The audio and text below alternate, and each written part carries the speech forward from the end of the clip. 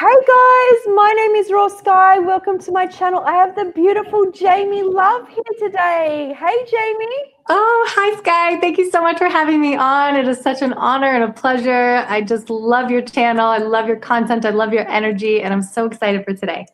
Oh, and I've had you on the channel before, and at that time you were doing more raw foods, a lot of raw foods, and things have changed. I'm really excited to talk to you because although I do raw foods completely saved my life, I don't necessarily think you have to do raw foods to heal. And I'm very intrigued for you to share how your journey has changed, what inspired you to change, and maybe start off with like why you got onto a healing journey in the first place. Okay, so for anyone who doesn't know who I am, I came from an Italian American family, and everything revolved around food. So I didn't really have healthy eating habits. I didn't eat meat growing up, but I did eat. I wasn't vegan. I would say I grew up vegetarian. So I did go vegan when I was like maybe 18 or something like that, and my skin cleared up and I saw like a lot of benefits. But then I had a pregnancy with my son, and I gained 50 pounds. And then 3 years later, I got pregnant with my daughter and I gained 60 pounds. So I had to, lose the weight and everything. So what I did after my daughter was I went back to vegan. I did Dr. Furman's diet, and I really love his philosophy where it's like eat to live, not live to eat. And that's kind of what I'm getting back to right now, is just that philosophy, and not putting any seasonings or salts on the food and everything. So long story short, I did Dr. Furman's protocol after my second pregnancy. I went raw vegan, and I lost all the weight, even more so in like less than a year. Uh-oh. Hold on, my husband. No, I'm on the podcast. Okay. We're like, no, he knows we're doing this right now. Okay, so I went raw vegan, and I had the most amazing transformation. Like, I'm telling you, it was phenomenal. Okay, so I did that, and then I went to Vegas and I had pizza, and then I completely fell off, and I just kept trying to get back to eating raw. 8 years later. 8 years, and I would do it. I would do it for like, a couple months. I'd do it for, whatever. I would do raw food cleanses and things like that. But then 8 years later, I moved to LA. I got a job at Wild Living Foods, and that helped me to go raw again, working at a raw vegan restaurant. So I was working at Wild Living Foods. I went raw again. I was doing really good. I did a few month juice cleanse. My body was like, it looked better than it did in high school. Like, let's just say that. Okay. So I was just thriving. And I ended up quitting that job, and I had to get a job at a vegan restaurant where they had cooked food. It was like in the kitchen. So I ended up going back to cooked foods, So there was all these things happening in my life, whether it was like family or a job or like some kind of circumstance, that I would end up like falling back into old habits, and I kept going back to cooked food. So I did this for 15 years. Over the course of 15 years, I've just been going back and forth between raw and not raw. And then I finally came to the realization that I've got an addiction. I have a food addiction, like most of us do. And so many people just don't realize that they're addicted to food. They just don't, realize the extent of the addiction, and ask themselves like why they are eating certain things and what is the motive behind it. Where is it coming from? Is it actual hunger? And I love Dr. Furman's, philosophy of like true hunger versus toxic hunger. It's like, is this emotional? Is this entertainment? Is this pleasure? Is this boredom? Like, where is it coming from that we want to eat? So I kept bringing my addiction to, and I wouldn't say addicted to cooked foods, it's just addiction itself, right? So I was addicted. I had an addiction to food. I was using food like a drug. And then I would go to raw foods, and I would eat all these gourmet raw foods, and I was still binging even on the raw foods, and I was obsessed with it, and I just couldn't stop. And I'm looking, I'm having cravings even on the raw vegan diet. So I'm making things to curb the cravings while I'm eating raw. And then I tried fruitarian diet. I just did all these things. I've done, parasite cleanses. I've done all these cleanses and things like this to try to clean out my body and, get rid of anything that's causing what do you call it? Cravings and addiction. But it's deep rooted. It's emotional. We have these emotional ties to food, and that's why it's so hard for us to give it up. And then we go to a raw vegan diet, and we're remaking all our same favorite things that we were addicted to on the cooked food diet. So we're taking our addiction, and we're not really getting to the root of the addiction. We're going from a cooked food addiction to a raw food addiction. And you could even be on a fruitarian diet and be, addicted and just overeat. We're not really sitting with our diet, mindful eating, really tuning into those cues. We're just eating for the taste and the flavor, and we're eating as much as we can, and we're filling our belly as much as we can, so this is kind of what I'm going through right now. And my husband has been on this clean plant-based diet for a few years now. And I'm straying back and forth. I'm going back and forth. I'm all over the place. I'm having cravings, and he's just steady. And I'm like, what's he doing? So he eats just a whole food plant-based diet, nothing on it, no oils, although he does put like some lemon juice and tahini. But other than that, he doesn't put like seasonings and oils and stuff like that. And he is so disciplined. So I'm like, you know what? I'm going to try to just do a cooked whole food plant-based diet. I'm going to find a happy medium. I'm not going to really focus too much on trying to be perfect or trying to be healthy or having kind of labels or anything like that. I'm not going to feel bad about it. And I just want to get to, the root of my addiction. So, so I'm just doing a whole food plant-based diet, cooked. I am having like some raw food during the day, but for my dinner is cooked, and I'm not putting anything on it, and it's boring. I don't like it. But it's really allowing me to see like where these cravings are coming from, my motive, like, my, the reason for why I'm eating certain things. And it's really just helping me to connect the dots, looking all the way back and seeing all these patterns of yo-yoing back and forth, and why I kept falling off of the raw vegan diet. And it's because I never really put that discipline in place, before trying to go raw or even fruitarian when I did that for a while. So, when I would fall back, I would fall back the opposite side of the pendulum, and, never really found that balance. So, that's kind of where I'm at right now. And I gained 40 pounds this year, no pregnancies. It was just, I went through some hard times with my family, and it was very emotional. And I was like, I don't even care. I was eating everything, all the vegan junk food, lots of restaurant food, high in salt and oils and things like that, chips, vegan chips and things, vegan desserts. And I put a lot of weight on this year. So slowly it's coming off, and it's not easy. It's definitely not easy. I would say it might even be harder than eating a gourmet raw vegan diet, because I'm not eating for pleasure, and I'm not eating for the flavors and the taste right now.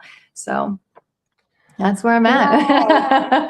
It's very inspiring, because to be going through something and be sharing it, like because especially a lot of us share our top moments, right? I've done this, I've achieved this. And I try to be real, and like I'm doing what I eat in a day right now, and I have a bit of a cold going on. I want to be real as to what I do, and I try to share. But you're totally out here saying, I put on this weight and I'm addicted to food. And these are huge fears of people, like people's like major fears. And you're showing it online, and you're saying, this is what I'm learning. And I think it's very inspiring. And do you want to share a little bit more about the videos more recently where you are questioning, should we be eating if we need it flavored? Oh, this is the best part, because think about it, right? And I'm not promoting breatharianism or anything like that. And, the pranic lifestyle, I do follow some people, and it fascinates me. And I do wonder, like, how much food do we actually need to live and to survive, to nourish our bodies, to stay alive? Because we do get nourishment from so many other things. We get nourishment from breath and the sun and grounding, and from whatever it is, right? So like, what does the body actually need, right? Because when I think about when I'm hungry, it's not actually physical hunger. I'm not actually feeling physically hunger. Unless I do an extended fast.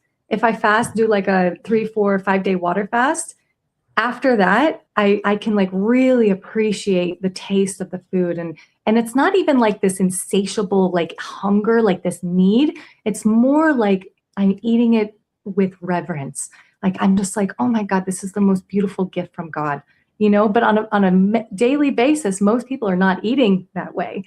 And if you, okay, this is the I'm going to try to not forget this thread. So we put all the seasoning on the food, right, in order to eat it. Because like it's boring, it's bland, right? So it's like if you take all the seasoning off, the oils and the salts and the sugars and everything, do you still want to eat the food? Most likely not. You're like, I don't want that. I want something on it, right? Like you want to put something on it, like a sauce or a dressing or whatever it is to like make it taste good. So it's almost like we're convincing ourselves, we have to talk ourselves into eating something, because if it didn't have all that stuff, it wouldn't be very appetizing, or we wouldn't even want it, you know? So then it's like, we're thinking like, would we even want to eat it if it didn't have taste and we weren't eating for pleasure? So we find most of our joy and our pleasure from eating. So we're eating constantly. We're getting all this dopamine hit from the food. And that's why I feel like I get depressed when I'm fasting, is because most of my joy and my pleasure I'm getting through food. So it's like, now I'm like, okay, I'm not going to put anything on my food. I'm craving something, but it's not this. It's not healthy food. I want like junk food or something, but I'm not going to let myself have the junk food. I'm going to eat the healthy food, but I don't want it, but I'm going to eat it anyway because my body needs fuel, right? So like I'm not really excited about the food. So it's like we all have this excitement about the food. We're looking at recipes, or we're going to the restaurants and we're looking at the menu, and it's like, how much are we actually eating for necessity, or for like a biological like need for nourishment? And what was the other piece I was going to mention? Can't remember. It'll come back to me. But it's just so fascinating, you know, when you think about like how much like we actually need, because you know, we can go a whole day without eating, or we can go days without eating, and you know, we're just grazing and constantly eating, and not really in tune with those signals of true hunger. So yeah, no, so I find it very interesting, and I agree with you, I think, to some extent. And the reason is because when I went raw, I was really real with myself. I had to be like, to know that I had been so sick, and to know that I had to do raw, and I didn't have majority of my symptoms very quickly. I was like, what are you willing to do? And I was a vapor smoker. I had been drinking. I'd been on massive, unbelievable amounts of opioids like fentanyl, OxyContin, Valium, amphetamines from ADHD, SSRI. So my brain knows pleasure, right? Those pleasure centers have been beyond. Right. So when I went raw, I was aware of the drop in dopamine, but what is humanly possible for me? Like, so I was very aware that chili stimulated me. So I was like, but I wasn't sick. So I was like, I'll use that on my food to help me through this. Wow. And I was willing to have peanut butter, even knowing that it was more Moorish and addictive. And I was very underweight, but I was very real, and knowing things like ginger and stimulates. And having ginger today, it's helping my throat, but it does give me something. But I was willing to do it. And I think like I was willing to do that. I was willing to be addicted to food as opposed to everything else. To save your life. To save your life. Yes. Yes. That's like, right. But I was very aware of what you're saying, because then very quickly I went into doing it with nothing except, nothing from a packet for 2 years. So I would do like fruits. I did some nori sheets twice. I didn't feel right. So I just had to combine. So a lot of what the brain recognizes as dopamine can be from jumping from food to food. You would know that from like a date and celery, right? You've got two different textures, two different flavors. You can be like salty, sweet. So I think I used that a lot, but the biggest thing I learned is we have to be careful when it comes to things like sodium. So animals out in the wild who don't eat salt will start licking a wall when they need salt. So I ended up sodium deficient, and I ended up sodium deficient. And so by putting it back in was a mess. Okay. So you put something, you're deficient in something and you haven't been stimulated. So I'm having massive amounts swelling, having a bad reaction. So I almost say, and people who do, what is it called? Hygienist healing say, you know, you can have a little bit of salt if you need it, and you can have nuts and seeds, but don't leave something out too long because your body can need something in it. And I only spoke to someone recently about this, but it was so hard to get things back in. I got to a point where I was kind of living off watermelon and questioning, should I be having this, and having excessive amounts, and it was causing me blood sugar problems.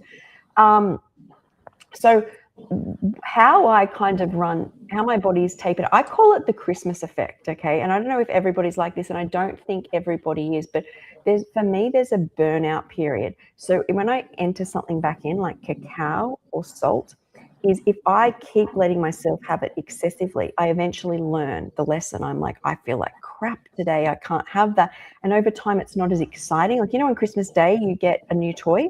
Play. I love Barbie. Play. But then in a year's time, your mum's like, where's I don't dance a Barbie you got last Christmas? You're like, what Barbie? Like because you get sick of it. Okay. And I've noticed I'm consistent, but what you're saying is true in the sense that I actually do really well. And if I've exercised and been outdoors and I come in and I just munch on cauliflower, I can find it really satisfying. If I've been around electronics and I haven't moved my body, I will be repulsed. I probably don't need any fuel. I haven't done anything. But I do notice, and I am missing 8 organs, and I do think it's something to do with my stomach, is I have learned, and it's taken me 2 years to be able to do this, is I have to have a tiny crack of salt each day. I sometimes choose to do it in a drink and not have it on the food. But even if you put it on the food, you're not getting anything from a crack or 2 of salt a day. You really, in a big bowl, you don't taste it. But my body needs a small amount of extra sodium. But I believe everything you're saying is true. It's just, I think I've learned to manage it to a point where a lot of my recipes, I do recipes like once or twice a week. But when I brought them back in after doing 2 years with not many, I was doing them all the time. Did that serve me? No, but I accepted that based off my past. I'm like, this addiction is better than, you know, I'm not, there's no fentanyl. I don't think the thing here is to demonize certain foods. I think what I'm searching for, and a lot of people are searching for, is the freedom of choice of what to put in your body. Like, let's say, for example, well, you know something's not good for you, right? But if you have an addiction, you don't have the ability to say no, or you can't just eat one piece, like you just eat the whole thing, like it's like a binge eating disorder type of thing. So let's say I know somebody who's had really bad diabetes, extremely overweight, in and out of the hospital, like almost to the point where they're going to lose their leg. And the doctors have been saying, stop eating sugar, stop eating this, stop drinking alcohol.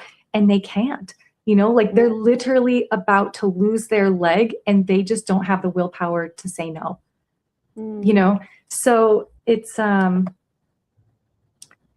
think it's like wanting, it's not even like saying like, well, I don't ever want to eat this, but I want to be able to have control over it. So when I went from cooked food to raw gourmet food, and I would make the exact same things that resembled the cooked food that I loved in order for me to feel okay, because without it, I felt, I don't know if it's like the food gives us like that safety net, that comfort. And it's usually the memory. So the memory, yes. A lot of our identity and memory, and only because I've lost so much of mine to trauma, if you can link into, and if you've been raw, you'll know it. So a lot of the memory around pizza will be girls' slumber party when you're little, let's order a pizza. Sunday night, we've been at the beach all day, let's order pizza. All the memory off the back of the pizza, you're in a good mood and you tap into that every time. You're not really, people think they're present, but your ability, if you eat it and you're not just getting the current pizza taste, you're literally like in the memory. And when you haven't had that memory for a long time, and you're right, it's more than a comfort. I guess also what you're bringing up is I never had food addiction. Food was like something. Not everybody does. No, not everybody does. Well, yeah. So it's not something that I battle with. Yes, I think we all to some extent do, but there was never any binging. It was something that became so painful in my life. I would do it just because, I don't know. I don't think I was just so sick. That's all I felt was pain, right? So it was never you needed relief fast. Yeah. Yeah. But I think that when I see people who went like raw overnight and they just made a decision like that, I don't see those people battling food addiction, or having, I don't know, maybe it stems from the childhood or something, or, I also did drugs when I was younger. So I had quit drugs, I quit smoking, I quit alcohol, and I just have, maybe an addictive personality because then I clung to food. I gave up binge watching Netflix and TV and things like that. And then I just kind of clung, like food was like my last safety net, like I'm just like hanging on to this thread of like, I need that thing to fill this empty void inside of me of whatever it is, that lack of love or whatever that thing is that we're searching for. It's like this need of like constantly needing something to fulfill us, without, because like I was thinking, right? Not that I'm not happy, like I do find joy in my life, but the fact that I'm doing this bland, and I say it's bland because to me it's kind of boring, not having seasonings and flavors on my food. I'm like, this really sucks. I'm like, life feels like it sucks right now because I'm not enjoying the food, because I got so much enjoyment and pleasure from like indulging in all the flavors and the tastes that, everyone's happy because we're just eating all the time, like we're eating and everything feels good and we look forward to the next meal and we're going out to dinner and we're doing this and we're looking at recipes and everything. So we're like, it's like, oh, it feels good, but if you take that away, like how happy are we underlying that, and then it's like, now I'm like, okay, I need to like really find happiness within myself, not through food. We can obviously find pleasure in food. But when it becomes our sole source of pleasure and joy, I think that's when we have to take a step back and kind of reevaluate like our relationship with food and why, like really think of like, why am I eating this right now? Am I actually hungry? Or am I eating just for entertainment? Am I eating for boredom? Am I numbing something? Is it like this emotional thing coming up? And it's so hard to sit with that, it's really hard, but it's important too. It is. So I have another question. So for me, in the lifestyle I have now, it is, I love my food. I love my exercise. I love my nature. I especially love water. I love hugs. I love being around good people. Take food away for a second. All of those can become addictive. They can cause us harm. I've excessively exercised. Yes, me too. Yeah, and I don't know whether I spent too much time in nature. I don't know whether that is actually a thing, because that's our habitat. So maybe we move that across. Spend too much time in the water, you'll kill yourself. Your skin, if something happens where the osmotic effect, where you absorb too much sodium and you'll dry out and you'll die, right? You can be around bad people. You can be addicted to people, right? Are you, with what you're doing, trying to find like a deeper level in something else, or is it just the outlet of food that has become addictive for you? Because each person could have a different avenue they could have to focus on. Well, that's the thing is I keep taking my addiction and just going from one thing to the next. So I'm like, okay, I need to actually get to the very root of the addiction. So that's where I'm at right now. Yeah. We're going deep. Because I know a lot of people feel this. The other thing I wanted to say is because I know a lot of people try and get away from this by fasting. Now, I've only managed to fast for a few days because I get POTS symptoms quite severely and I start blacking out. But any time I've done something where there's no joy, I say no joy, let's call it grape fasting. I've just been on grapes, or I've done juice fasting. The only time I battle food addiction is when, food addiction, I start getting these cravings for things I've never thought of in years. So I question, was I better off to just keep plodding along with my veggies and raw food? Because I do eat quite simply most days. It's only a couple of times a week I like to do a recipe. And then when I work with people, the times I see them go back and forth is the more fasting that they do, the more I just see them swing. And I'm like, but a lot of people find it very uncomfortable to stay consistent. A lot of people do not like to, because you still face things. You know, the regimen and the addiction is even if you suffer, you get a huge dopamine hit afterwards, no matter which way. You know, if you go fast, if you eat watermelon after fasting, your dopamine goes through the roof because it's re-regulated somewhere else. It hasn't had that flavor, receptors go down, and boom. So, yeah. And that's why I'm not doing any extended fast right now, because when I'll do a fast, and then as soon as I start eating again, like next couple of days, I'm binging and I'm like looking for everything, you know, and I'm not going back to, you know, because like when I first break a fast, I'll go to just fruit and I feel very balanced. But then a couple of days goes by and I'm like, I haven't had food, you know, and I just go crazy. So yeah, I'm not doing any extended fast right now because of that reason. But it's interesting to me because people say that, you know, you fast in order to get, you know, control over your food addiction. But if you're fasting and then you're just swinging back in the opposite direction, then you don't actually have the discipline in place. So what I'm saying is that before you go raw vegan, before you even go fruitarian, before you go on a fasting journey, like put the healthy habits in place, the consistency, the discipline, you know, mindful eating, being able to stop before you're overly full, and being able to say no to something that you know you don't want in your body, and you know, to really sit with why, like, am I hungry? Am I really hungry, or is this an emotional craving? You know, 100%, 100%. Can I ask, what are you eating at the moment? Like, what does your days and how long? What are you eating, and what do your days actually look like right now? So it's really simple right now. Yeah. Sorry, how long have you been doing this, and what does it look like? Okay, I've been doing this for the past few months. I'm eating the same thing every day just to keep it simple, and because financially, my husband and I we're trying to save money right now. So I'm just doing, and I don't have a kitchen, so I can't really make anything super extravagant. Anyways, but I was looking up the macrobiotic diet. And I was just thinking, you know, they have these bowls, right? And it has like some raw stuff, some cooked stuff, mostly cooked. And I was like, you know what? I like that. The bowl looks good. I'm just going to do a bowl like with like cooked stuff, you know? So I fast until around lunchtime. And then for lunch, I have raw fruit and usually cucumbers. I'll do like raw cucumbers and raw fruit. And then for dinner, I have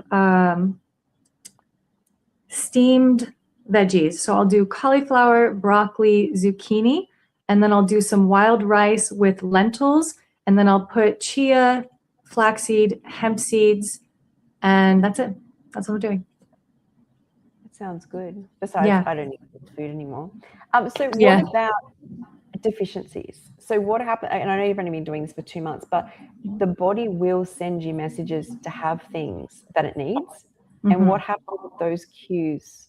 It's been a little more than 2 months, but I mean, I just got blood work done. Everything came out very normal. They didn't, I don't know if they tested for like everything, but I mean, so far they did a big panel, because I was going to go do a medical study, and they said everything was really healthy, but I don't think I have any deficiencies. I mean, I feel okay. Okay. Yeah. But what about when you do need to put more food in? How are you going to go about doing that? Like when you realize that, you know, because you can go so long, obviously, with those foods, and you need all these different nutrients. So how are you looking forward? I feel like my body adapts really, really well, because I've gone done different diets, and I've gone through so many different phases, and I feel like I can bounce, I feel like I can switch it up pretty easily with my body adapting. I've never really had a problem changing my diet. Sure. What do you think, for people out there listening, are the most addictive things? Like, because you're saying like it's salt and then spices, which is concentrated food, right? Like I mean, I know you eat the salt, and I know there's a lot of people who eat salt, and I'm not saying don't eat salt. I'm just saying that like if you eat a little bit of salt with your food, I don't think that's a big deal. But when we look at the packaged things, and we're talking more people who are on standard American diet, right? This is like where the real addiction comes. I don't think many people in the raw food community and fruitarian, I don't think these people have like food addiction. But majority of society, the standard American diet, everything that they're eating is loaded with sodium, like so much salt. And, you have the processed foods, you have the breads, you have the restaurant foods, even the soups, like everything just has so much salt in it. So and I give this analogy because one time I was trying not to eat salt, and I found these potato chips that had 0 salt, and I bought the chips, and they didn't taste like anything. And I was like, ew, I don't want to eat these chips. So it wasn't even that I wanted the chip. I just wanted the salt in the chip, So it's like, if you remove the salt from your food, do you want to eat it? Because a lot of times people are eating the food for the salt. 100%. So I'll bring this question up in a second. I do want to bring up why I do totally agree with everything you're saying. So first year psychology or second year, they spoke about this little boy who was 4, and he, at night when his parents would go to sleep, he'd go into the cupboard and start eating salt. And he would eat it on everything. Like, I mean, pour whatever salt was in front of him all over his food. He's 4. They put him on hospital on a low sodium diet. He was restricted. He died within 3 weeks because he had an adrenal tumor on his adrenals, and the salt was keeping him alive. And salt for me, and because salt, I got really sick when I didn't have enough. And as I said, I don't actually flavor my food anymore with salt. I got to that point, but putting it back in because I got deficient and I hadn't had that stimulation, I was really dysregulated with it. But for me, I always just remember that it can be, because like someone like Dr. Brooke Goldner as well, her protocol, and I cannot do a teaspoon of salt a day. I would literally not get up. I get so dehydrated. Is that what she recommends? A teaspoon of salt? Yeah, and that for me is like, which I think is the recommended daily intake. I really do not do well. It's literally, it's what I healed myself with, which was very intuitive, where it was 4 cracks of salt a day on a salad. Oh, wow. And that's it. And that's really not much at all. If you put that out on a tray, I'm not sure how much it was. And it's when I buy one that has big crystals, I get really dehydrated because it's letting it out. It's just one brand that I know of. At the moment, it's about 2. So I'm always really cautious with salt, because that story really affected me, like hearing that, especially when you're hearing things like that. But I get exactly what you're saying, that when you do pick up these things, it's because everything can have a positive and negative effect, right? Yeah. And if everyone's whole life you've been eating so much salt, how do we learn? This is like food. This is why we're talking about this, because we need food, but people are addicted to it. Yeah, I know that, and that's the hardest part. It's like it's the most legal drug that we can find. We're like we're using it as a drug. But back to the salt, we need sodium. So I don't think we actually need salt. I think we need sodium, and we can get sodium in like things like celery and tomatoes and things like that. But I don't know. The body needs to extract. So if you have a whole head of celery, there's for half a teaspoon of salt, you need 5 heads of celery. To extract water from the body, you need sodium. So you don't actually get enough. If you're deficient, you're constantly getting rid of the liquid unless you dehydrate the celery. And celery has more than tomatoes, and not many people are having enough tomatoes. Don't know how much though. So I tried that out. I asked, and then I spoke, and the doctor said, you can't, there's not enough.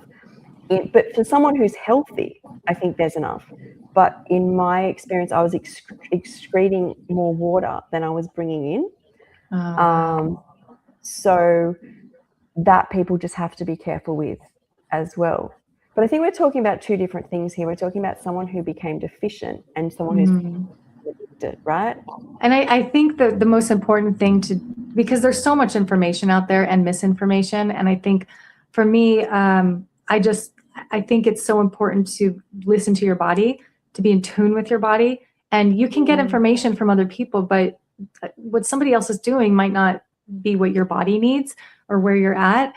And, we really have to have discernment and, always do your research before starting something new, and don't ever just take someone's word for it, 100%. I've got a question of this. So someone said, don't forget different types of salt exist. Does it make a difference? When I think of table salt, I think that to me feels more addictive. I've never gone back to table salt just in general. But what are your thoughts on that?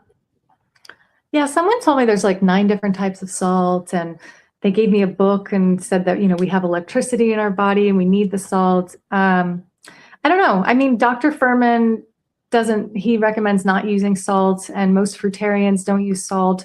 I think Lauren Lockman doesn't recommend eating salt. So, I mean, there's people who do eat salt and they're healthy, and there's people who don't eat salt and they're healthy too. So I don't know. I would say, like, if you were to eat salts, I think this Baja Gold salt is supposed to be very good. Or there's like Celtic sea salt, Celtic. Marcus Rothkranz says Celtic sea salt is really good. So I don't know if the Himalayan salt is supposed to be that good, though. They've found traces of heavy metals, I think, in some. But look, I always think if you go looking, you can find negativity on anything. If you have a call, this is my theory, if you have a calling towards something, is explore that. If it blows up in your face, what have you learned from it? That's what it's all about. Mm-hmm. I've done nothing but experiment on my diet and my body over the past 20 years. I'm not afraid to try something, and if it works, it works. If it doesn't, it doesn't. I mean, I lived on like nothing but juice for like 4 months, so I tried that. I tried all kinds of things. So. And so are you doing anything else when it comes to really discovering where the root of all of this, like needing to have something, I guess, stimulating? So it's obviously your brain doesn't want to think about something else, because that's the trauma, right? Is the trauma drives our response to needing higher and higher and higher dopamine. So we just don't sit with it or learn. I think it's kind of like it's this feeling of safety and love and comfort, and it's love. Like, I think we eat like in place of love, like we're looking for love, So it's like if I'm having a craving and my husband comes and he holds me and spends time with me, that craving kind of goes away. I'm not really thinking about food anymore. You know what I mean? So it's like, I don't know if it's like us looking for connection and we're not finding connection in that moment, or we're not connecting to ourselves or something higher than ourselves. And what was I going to say? I can't remember what else I was going to say. I was going to say something. That's all right. So how do you, I think I asked you in the present moment, like, you ever think about like, just our mind, like if our mind needs to be doing something all the time, needs to feel busy, and it's just, it could be like a symptom of boredom, like we just looking for something. And that's when we can like get quiet and meditate and just kind of really get in tune and just come back to our center. So do you find that helps? Do you do things like that? Or do you find a lot, yeah. I do a lot of things like that. Meditating, getting out in nature, quality time with the people that you love, finding purpose, right? If we didn't put so much focus on food and eating, and we just ate for nourishment, imagine how much free time we would have on our hands to pursue our purpose and our dreams and to get creative. I love it. Yeah. I love it so much. So do you know how long you want to go doing this, or are you just letting your body guide you? Currently I'm just doing this. Yeah, I'm doing this. I'm losing weight, and I would like to get back to eating raw, but I feel like I need to do this before I can do that. So when I feel really, really strong, I think I'll probably transition to raw again. Okay, so there was a couple people, someone saying after 70, everything changes. And I just, and someone else said about they accumulate, but now they're in menopause, they need more salt. I just wanted to say, I think that's as well why my body needs sodium out of all the 8 organs missing, but plus I'm well into post-menopause. I just think that my body, well, it's all about listening to our body, guys. Mm-hmm. That's what we want. Now I was going to ask something else. Yeah, I mean, I'm 40, so I don't know.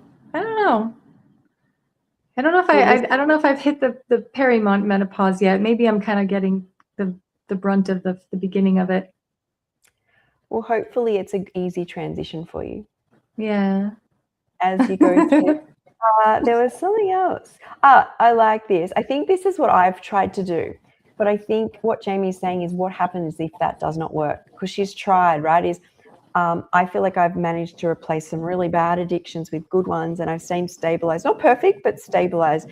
And you have picked out all of the good things to move across to, and all you've done is found yourself bouncing back, right?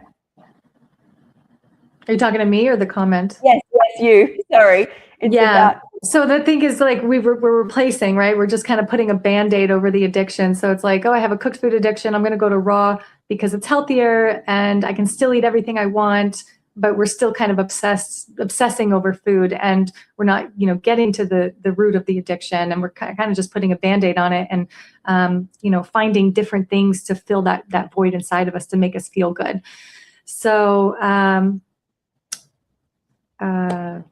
what was it that you said? Sorry, I lost that train of thought. Just about how a lot of us move across from bad addictions to good addictions. But you're saying that when you try and replace with good addictions, we substitute. Yeah. So right now, like the whole point of what I'm doing right now is to not even enjoy eating. And I know it sounds really weird, but I don't know if it's like a reverse psychology, but I'm just like, I don't want to, if something is going to bring me pleasure and joy, I don't even want it. Cause right now I just want to eat just to eat, fill that biological, necessity that my body needs. And I'm just searching for joy in every other place possible.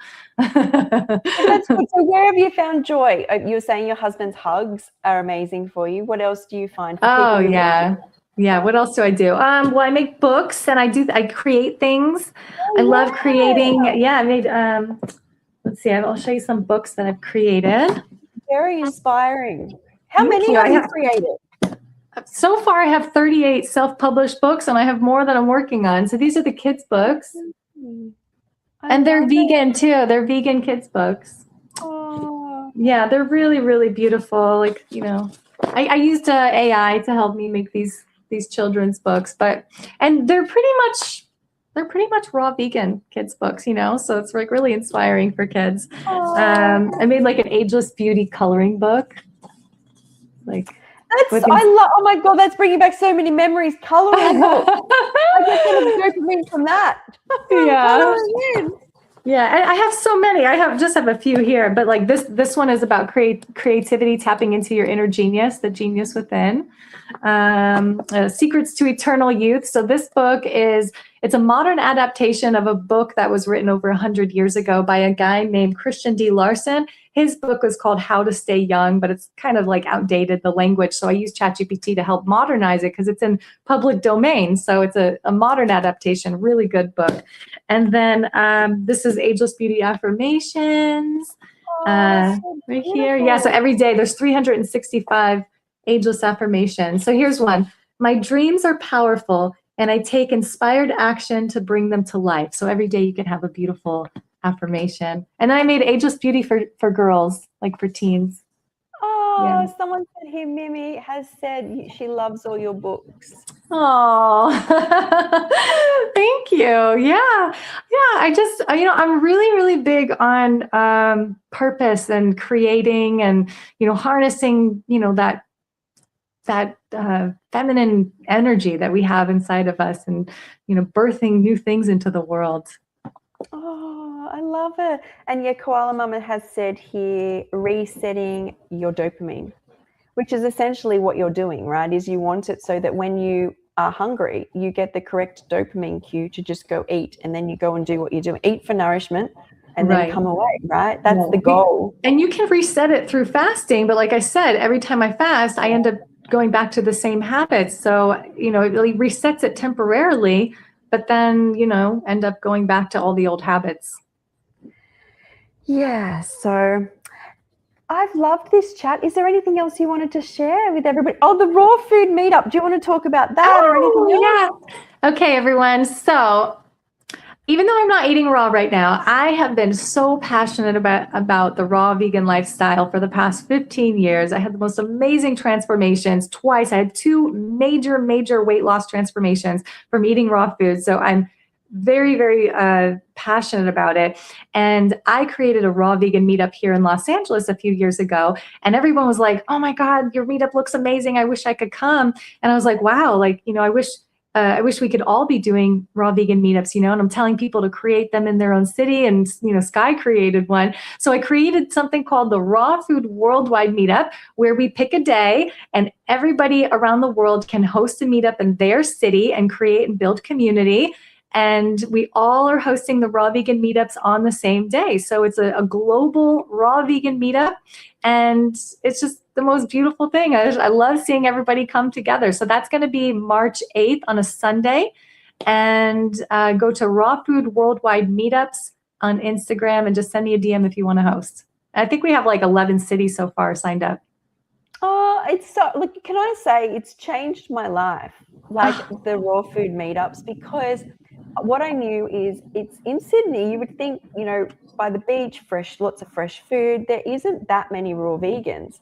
And by committing to, like, it was at the start, it was like every 3 or 4 months, showing up the same place every time, different people coming in, coming out. We've eventually got this like solid group of us, but I don't think nothing, consistency always is what has paid off. And we go on fruit tours now, we meet up at different beaches, and we're all excited to just see each other. And that's you, Jamie. Wow. Yeah.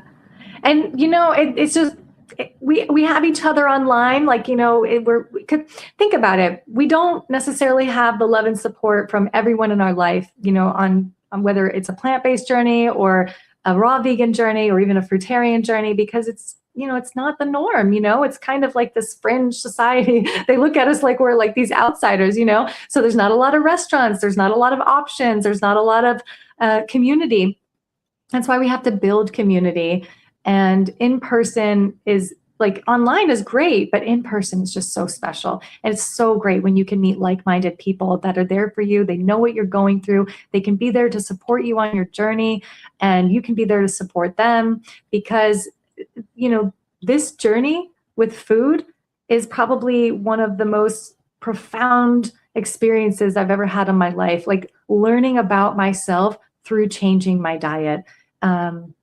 Just it's not even like for me having an end result. It's just the whole process of learning about myself through this whole journey, all the yo-yoing back and forth, the food addiction, everything. It's all beautiful because, we grow and we learn and we transform. And, it may look like we take a few steps back, but then we become stronger. And then we really go forward with, all that resilience, all that strength, all that knowledge, all that wisdom.